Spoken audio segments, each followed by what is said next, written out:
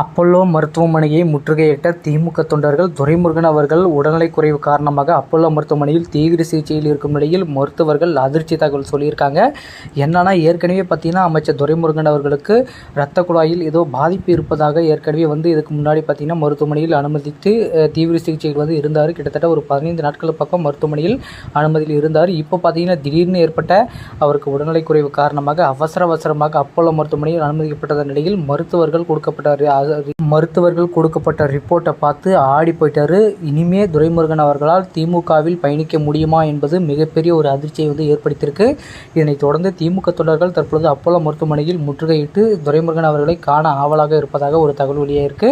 ஏன்னா ஏற்கனவே பார்த்தீங்கன்னா துரைமுருகன் அவர்களுக்கு ஏகப்பட்ட ப்ரெஷர், நிறைய கத்துவார் அப்படின்ற மாதிரி சொல்லியிருக்காங்க. ஸோ இந்த அடிப்படையில் பார்த்தீங்கன்னா துரைமுருகன் அவர்கள் கண்டிப்பாக இனிமே அரசியல் வட்டாரத்தில் பேசக்கூடாது.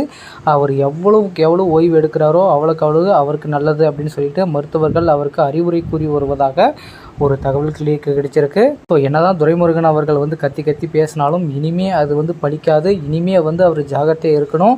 ஏற்கனவே அவருடைய உடல்நிலையில் பல பாதிப்புகள் இருக்குது. அதே மாதிரி இன்னும் தொடர்ந்து அவர் இதே மாதிரி இருந்துட்டு இருந்தார்னா கண்டிப்பாக மிகப்பெரிய ஒரு சர்ச்சையை சந்திக்க வேண்டிய நேரிடும் என மருத்துவர்கள் தற்பொழுது அவருக்கு எச்சரிக்கை விடுத்துள்ளதாக ஒரு தகவல் வெளியே இருக்குது. அது மட்டுமின்றி தற்பொழுது அப்பல்லோ மருத்துவமனையில் இருக்கும் துரைமுருகன் அவர்கள் பேசுவதாகவும் ஒரு தகவல் கிடைச்சிருக்கு. இதனைத் தொடர்ந்து முதல்வர் ஸ்டாலின் அவர்கள் மருத்துவமனைக்கு விரைந்து துரைமுருகன் அவர்களை காண இருப்பதாக ஒரு தகவல் வெளியே இருக்கு.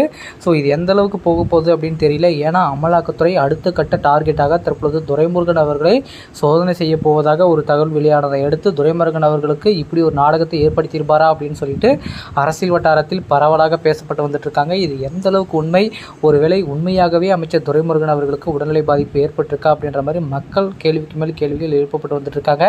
ஸோ ஏன் இந்த டைமில் துரைமுருகன் அவர்கள் திடீரென உடல்நிலை பாதிப்பு ஏற்பட்டு உடனடியாக மருத்துவமனையில் அனுமதிப்பதற்கான காரணம் என்ன? ஸோ இதுக்கு தகுந்த ரீசன் கண்டிப்பாக மறைமுகமாக இருக்கும் அப்படின்ற மாதிரி தான் மக்கள் சொல்கிறாங்க.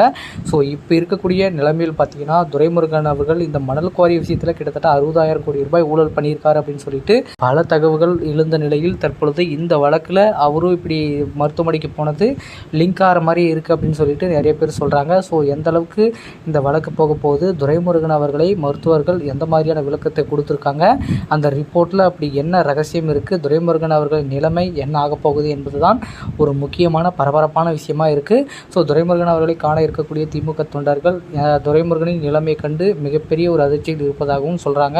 ஓகே மக்களே, திமுகவின் முக்கிய நீர்வளத்துறை மற்றும் கனிம வளத்துறை அமைச்சராக இருக்கக்கூடிய துரைமுருகன் அவர்கள் உடல்நிலை குறித்து மருத்துவர்கள் அதிர்ச்சியாக ரிப்போர்ட் அளித்ததை அடுத்து திமுக தொண்டர்கள் உச்சகட்ட பரபரப்பில் இருப்பதை பற்றிய உங்களுடைய கருத்துக்கள் என்ன என்பதை மறக்காமல் கமெண்ட்டில் சொல்லுங்கள்.